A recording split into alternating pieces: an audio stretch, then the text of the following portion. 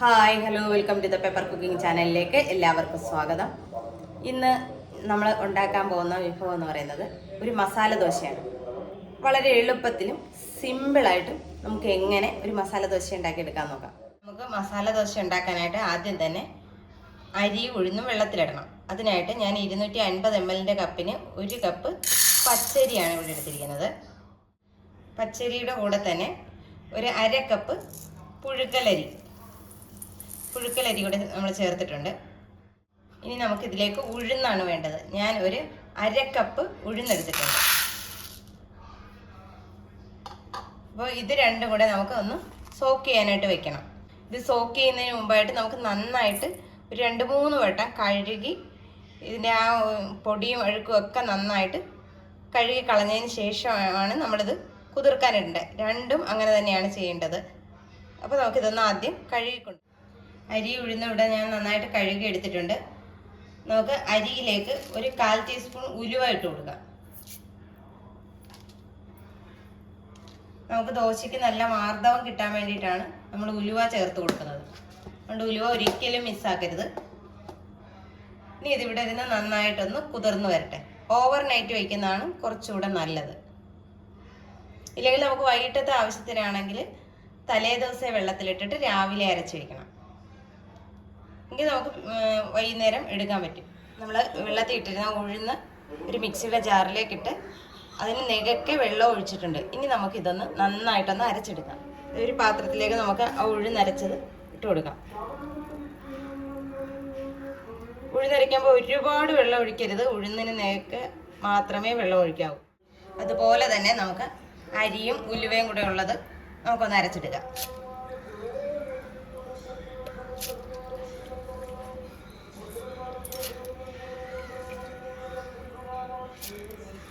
ഇങ്ങനെ അരയ്ക്കുമ്പോൾ നമുക്ക് ഉഴുന്ന് നമ്മൾ വെള്ളത്തിൽ ഇട്ടിരുന്നില്ലേ, അതിൻ്റെ വെള്ളം ഇരിപ്പുണ്ടെങ്കിൽ നമുക്ക് അത് ചേർത്ത് കൊടുക്കാം. പോരാത്ത വെള്ളം മാത്രം നമ്മൾ അരിയുടെ ചേർത്താൽ മതിയാവും.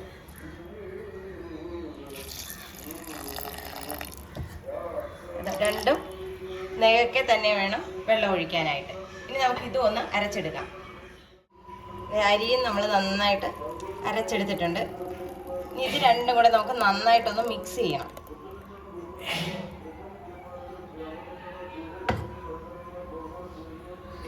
നമുക്ക് കൈ കൊണ്ട് തന്നെ നന്നായിട്ടൊന്ന് മിക്സ് ചെയ്ത് കൊടുക്കാം. ഇതാണ് ആ മാവിൻ്റെ കൺസിസ്റ്റൻസി എന്ന് പറയുന്നത്. ഇങ്ങനെ വേണം. ശേഷം നമുക്കിതിനി മൂടി വയ്ക്കാം. അതായത് നമ്മുടെ മാവ് നന്നായിട്ട് ഫെർമെൻ്റായി വരണം. നമ്മൾ നേരത്തെ വെള്ളത്തിലിട്ട് വെച്ചിരുന്ന പച്ചരി ഉഴുന്നും കൂടെ അരച്ച് വെച്ചതാണ്. അരച്ചത് ഇപ്പം 8 മണിക്കൂർ എടുത്ത് ഞാൻ വെച്ചിട്ടുണ്ടായിരുന്നു. ഇപ്പം നന്നായിട്ട് മാവ് ഫെർമെൻറ്റേഷനായി കിട്ടിയിട്ടുണ്ട്. നമുക്കിനി ഇത് ഉപ്പ് ചേർത്ത് ഇളക്കിയെടുക്കാം. അതേസമയം തന്നെ നമുക്ക് ഉരുളക്കിഴങ്ങ് വേഗം വയ്ക്കാം. നമ്മൾ മാവിലേക്ക് ആവശ്യമായ ഉപ്പ് ചേർത്ത് കൊടുക്കണം. ചേർത്ത് കൊടുത്ത് നമുക്ക് നന്നായിട്ട് ഇളക്കി കൂട്ടണം. നമുക്ക് നല്ല ഫെർമെൻറ്റേഷനിൽ കിട്ടിയിട്ടുണ്ട്.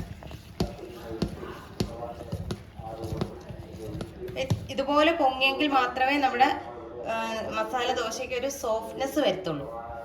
ഞാനൊരു 4 കിഴങ്ങ് ഇതിനകത്തേക്ക് എടുത്തിട്ടുണ്ട്. അതിലേക്ക് നമുക്കൊരല്പം ഉപ്പിട്ട് വേവിച്ചെടുക്കാം. സ്വല്പം ഉപ്പ് മാത്രമേ ഞാൻ ചേർക്കുന്നുള്ളൂ. പിന്നെ നമ്മൾ ചേർക്കും ഉപ്പ്. ഇതൊന്ന് വേവിച്ച് നമ്മുടെ കിഴങ്ങ് തൊലിയെല്ലാം പൊളിച്ച് കഴിഞ്ഞാൽ, അതായത് വേവിച്ചതിന് ശേഷം തൊലി പൊളിച്ച് കളഞ്ഞതാണ്. എന്നിട്ട് ഇതിനെ ഒരു ഫോർക്ക് കൊണ്ട് നമുക്കൊന്ന് ഉടച്ചു കൊടുക്കണം. അത് ചൂടോട് തന്നെ ഉടയ്ക്കുന്നതാണ് നല്ലത്.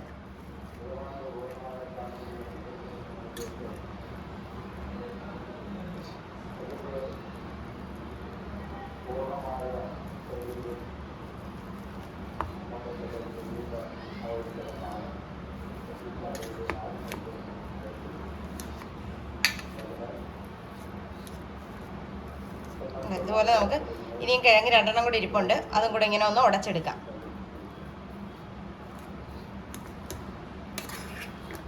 ഫോർക്ക് കൊണ്ടാകുമ്പോൾ നന്നായിട്ട് നമ്മുടെ കിഴങ്ങ് ഉടഞ്ഞു കിട്ടും. നമുക്ക് ആദ്യം തന്നെ ഒരു പാൻ അടുപ്പത്തോട്ട് വെച്ചിട്ടുണ്ട്. അതിലേക്ക് വെളിച്ചെണ്ണ ഒഴിച്ചു കൊടുക്കാം. ഒരു 2 ടേബിൾ സ്പൂണോളം വെളിച്ചെണ്ണ. നമ്മുടെ എണ്ണയൊക്കെ ചൂടായി വന്നിട്ടുണ്ട്. നമുക്കിതിലേക്ക് ഒരല്പം കടുക് ഇട്ട് കൊടുക്കാം. ഒരു 1/2 ടീസ്പൂൺ മുതൽ 1 ടീസ്പൂൺ വരെ കടുക് ചേർത്ത് കൊടുക്കാം. നമുക്ക് വറയിലേക്ക് ചേർത്ത് കൊടുക്കാനുള്ളതാണ് ഇഞ്ചി, വെളുത്തുള്ളി, അതുപോലെ തന്നെ കറിവേപ്പില, പച്ചമുളക്. ഇത് ഓരോന്നായിട്ട് നമുക്ക് ചേർത്ത് കൊടുക്കാം. ഇത് പൊട്ടി വന്നിട്ടുണ്ട്. നമുക്കിതിലേക്ക് ഇഞ്ചി ചേർത്ത് കൊടുക്കാം.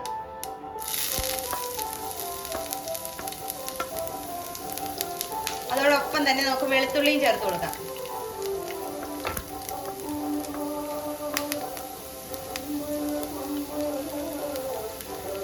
ഒരു സൈഡിൽ നമുക്ക് പച്ചമുളക് വെച്ച് കൊടുക്കാം. പച്ചമുളക് ചിലപ്പോൾ പൊട്ടിത്തെറിക്കും. ഇതിലേക്ക് നമുക്ക് ഉണക്കമുളകും ചേർത്ത് കൊടുക്കാം. പിന്നെ നമ്മൾ ചേർക്കാനുള്ളത് വേപ്പിലയാണ്. അതും കൂടെ ചേർത്ത് കൊടുക്കാം. വേപ്പില ഞാനിവിടെ ചെറുതായിട്ട് അരിഞ്ഞാണ് ഇട്ടേക്കുന്നത്. അതുകൂടെ ചേർത്ത് നന്നായിട്ട് നമുക്കൊന്ന് ഇളക്കി കൊടുക്കാം. നമ്മുടെ ഇഞ്ചിയും പച്ചമുളകും വെളുത്തുള്ളിയും എല്ലാം നന്നായിട്ട് സോട്ടായിട്ട് വന്നിട്ടുണ്ട്. അതിലേക്ക് നമുക്ക് ഒരു വലിയ സവോള അരിഞ്ഞതാണ്, അത് ചേർത്ത് കൊടുക്കാം.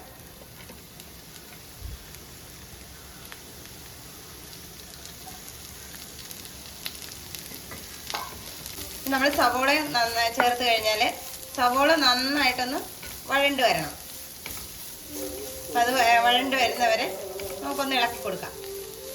അപ്പം പെട്ടെന്ന് വഴണ്ട് കിട്ടാനായിട്ട് നമുക്ക് എന്ത് ചേർക്കാം? ഉപ്പ് ചേർക്കാം. നമ്മൾ കിഴങ്ങ് ഉപ്പിട്ടാണ് വേവിച്ചത്. എന്നാലും അതിലധികം ഒന്നും പിടിക്കാൻ ചാൻസ് ഇല്ല. എന്നാലും സ്വല്പം ഇതിനകത്ത് ഉപ്പ് കൂടുതലാണ് ഞാൻ ഇട്ടിരിക്കുന്നത്. അപ്പം അത് നിങ്ങൾ നോക്കിയിട്ട് ചേർക്കുക. സവോള ഒന്ന് വാടിയിട്ടുണ്ട്. അതിലേക്ക് നമുക്ക് 1 ടീസ്പൂണോളം മഞ്ഞൾപ്പൊടി ചേർത്ത് കൊടുക്കാം. അതായത് നമ്മൾ കിഴങ്ങ് വേവിച്ചപ്പോൾ നമ്മൾ മഞ്ഞൾപ്പൊടി ചേർത്തിരുന്നില്ല. അത് കാരണം ഇച്ചിരി മഞ്ഞൾപ്പൊടി നമ്മൾ കൂടുതലിടണം. അതിനാണ് 1 ടീസ്പൂണോളം നമ്മൾ ചേർത്തത്. ഈ സമയം നിങ്ങൾക്ക് ക്യാരറ്റ് വേണമെങ്കിൽ ഇതിനകത്ത് ചേർത്ത് വഴറ്റിയെടുക്കാവുന്നതാണ്, ഗ്രേറ്റ് ചെയ്തിട്ട്. ഇവിടെ മഞ്ഞ കളറിൽ വെക്കുന്നതാണ് ഇഷ്ടം. പിന്നെ ബീട്രൂട്ടിൻ്റെ ഒരു കഷ്ണം വേണമെങ്കിൽ ചേർക്കാം. അപ്പോൾ ബീട്രൂട്ട് ചേർക്കുമ്പോൾ എന്താ സംഭവിക്കുന്നതെന്ന് വെച്ചാൽ നമ്മുടെ മസാല ചുമന്നു പോകും. ബീട്രൂട്ടിൻ്റെ കളറ് കയറി വരും. അപ്പോൾ അതിവിടെ ഇഷ്ടമില്ലാത്തത് കൊണ്ടാണ് ഞാൻ ഈ 2 വസ്തുക്കളും ഒഴിവാക്കിയത്. അതുകൂടെ ചേർത്താൽ നല്ല ടേസ്റ്റ് ആയിരിക്കും. പിന്നെ മല്ലിച്ചപ്പുണ്ടെങ്കിൽ അതും ചേർക്കാം. ഇതിനകത്തേക്ക് നമുക്കൊരു 1/4 ടീസ്പൂൺ പെരിഞ്ജീരകപ്പൊടി ചേർത്ത് കൊടുക്കണം. അതോടൊപ്പം തന്നെ നമുക്കൊരു 1/2 ടീസ്പൂണോളം മസാലപ്പൊടി, നമ്മൾ വീട്ടിൽ തയ്യാറാക്കിയ മസാലപ്പൊടി കൂടെ ചേർത്ത് കൊടുക്കണം. ഇത് രണ്ടിൻ്റെയും പച്ചച്ചുവ മാറ്റിയെടുക്കണം. പച്ചച്ചുവയൊക്കെ മാറിയിട്ടുണ്ട്. അപ്പോഴത്തേക്ക് നമുക്ക് പൊടിച്ചു വെച്ചിരിക്കുന്ന ഉരുളൻകിഴങ്ങ് ഇതിനകത്തേക്ക് ചേർത്ത് കൊടുക്കാം.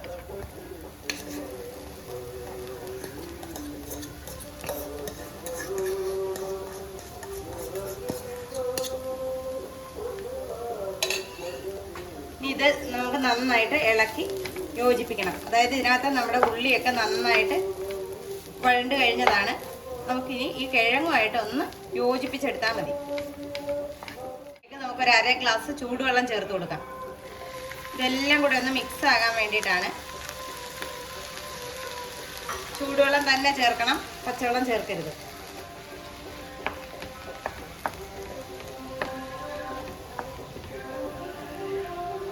ചേർത്ത് കഴിഞ്ഞാൽ നമ്മൾ ഇങ്ങനെ ഒന്ന് ഇളക്കി ആ മസാലയും എല്ലാം എല്ലായിടത്തും എത്തത്തക്ക രീതിയിൽ നന്നായിട്ടൊന്ന് ഇളക്കിയെടുക്കുക.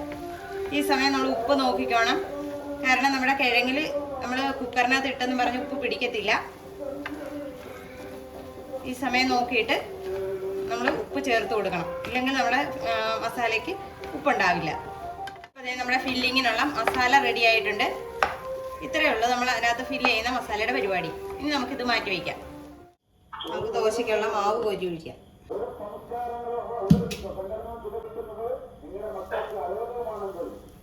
നമുക്കിത് നന്നായിട്ടൊന്ന് പരത്തി കൊടുക്കാം.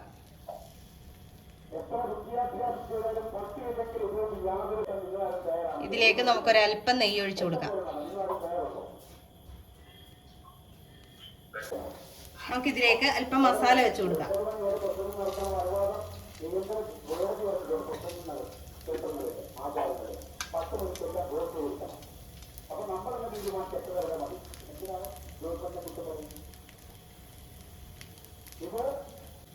നമുക്ക് മസാല വെച്ച് കൊടുത്തതിന് ശേഷം നന്നായിട്ടൊന്ന് മടക്കിയെടുക്കാം.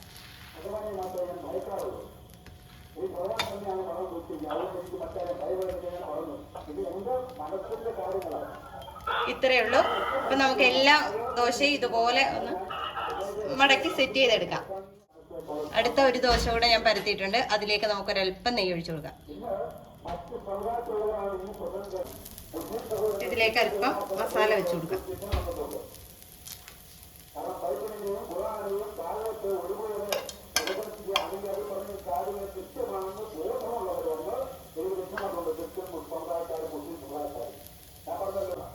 മടക്കിയെടുക്കുക. അപ്പോൾ ഇതേ നമ്മുടെ മസാല ദോശയൊക്കെ ഇവിടെ റെഡി ആയിട്ട് വന്നിട്ടുണ്ട്. എല്ലാവരും ഇതൊന്ന് ട്രൈ ചെയ്ത് നോക്കണം.